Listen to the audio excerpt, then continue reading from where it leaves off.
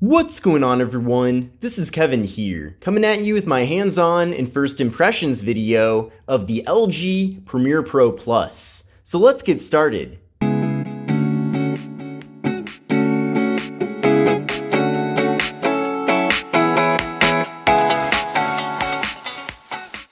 So this is the LG Premiere Pro Plus, one of the latest smartphones to make its way over to the various TracFone brands. Now, I paid $79 for this phone over at Walmart, and this is the total wireless variant of the phone. Now, with the LG Premiere Pro Plus, we are getting a large 6.1-inch display. The display itself is LCD at 720p. We're getting a PPI of 282 and a 19.5 by 9 aspect ratio. Now, with that aspect ratio, we're getting a more narrow but tall form factor here with the phone, which is great for social media because you can fit more of your feed in one single view at a time.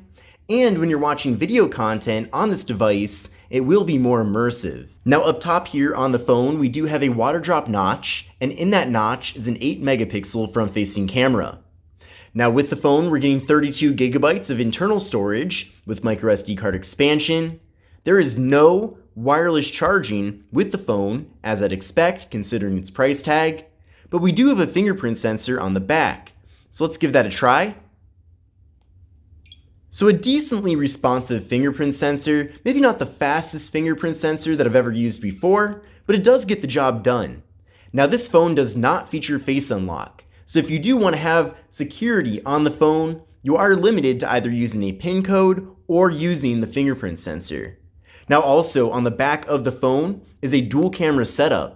So we're getting a 13 megapixel main camera and a 5 megapixel ultra wide angle camera.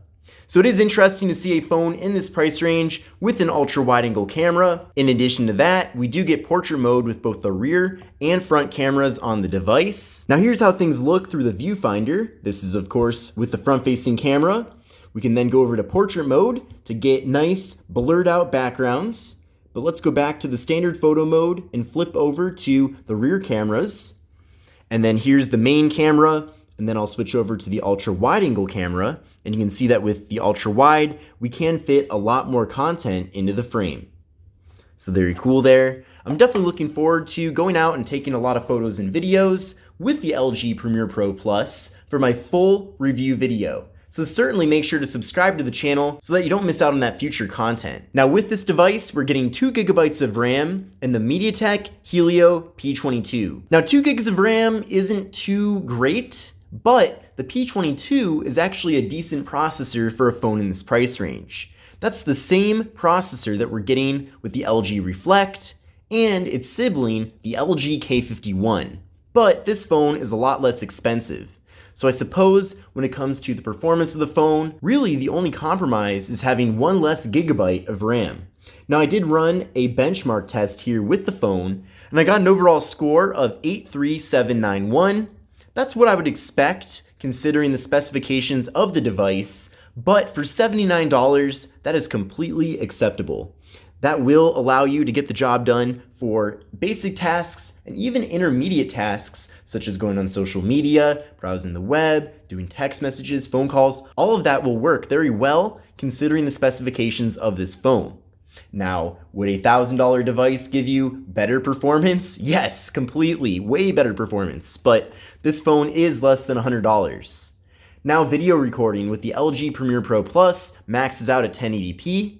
With this device, we are getting a decently large-sized 3,500 mAh internal battery, and according to LG, that will provide us with 17.5 hours of talk time and 13 days of standby time. So that's certainly not bad. Now the software on here is Android 9 Pie. A little bit of a disappointment that this didn't ship with Android 10.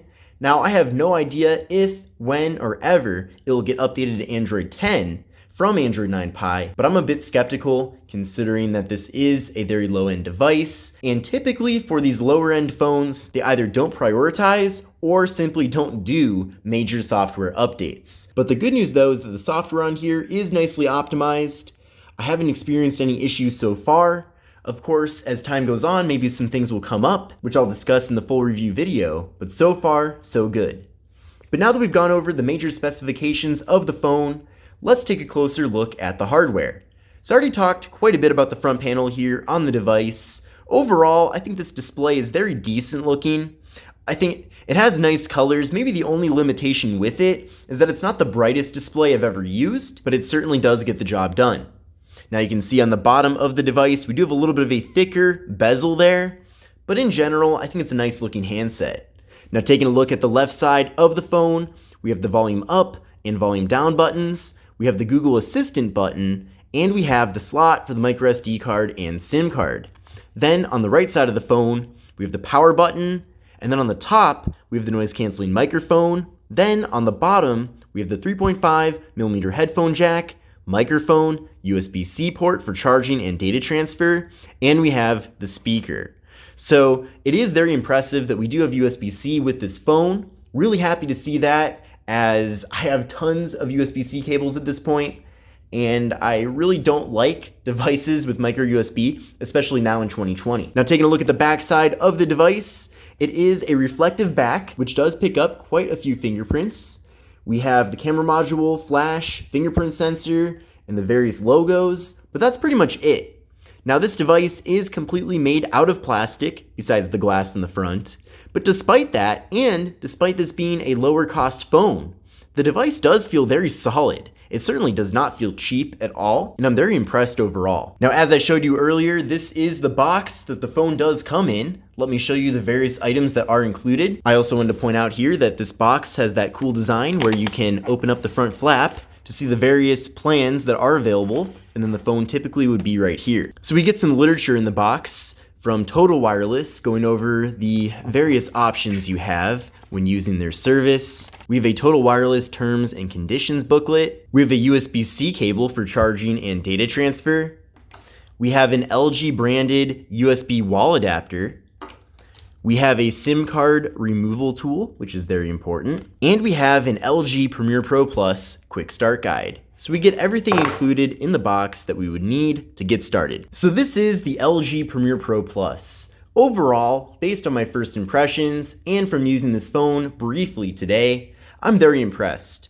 I feel like this phone is offering a lot of value for the price, and I especially like that we're getting an ultra wide angle camera on the back and a fingerprint sensor. Those are two features that you typically don't find with devices under $100. Now I'm also looking forward to going out and taking photos and videos to really see how the quality is from the cameras on the device. But I'm certainly very optimistic, considering that things seem to be decently high quality so far. But I hope you enjoyed this video, and if you did, make sure to sub to the channel and stay tuned for my full review video and other content about this device and other budget smartphones. But this is Kevin, thanks for watching, and I will see you in the next video.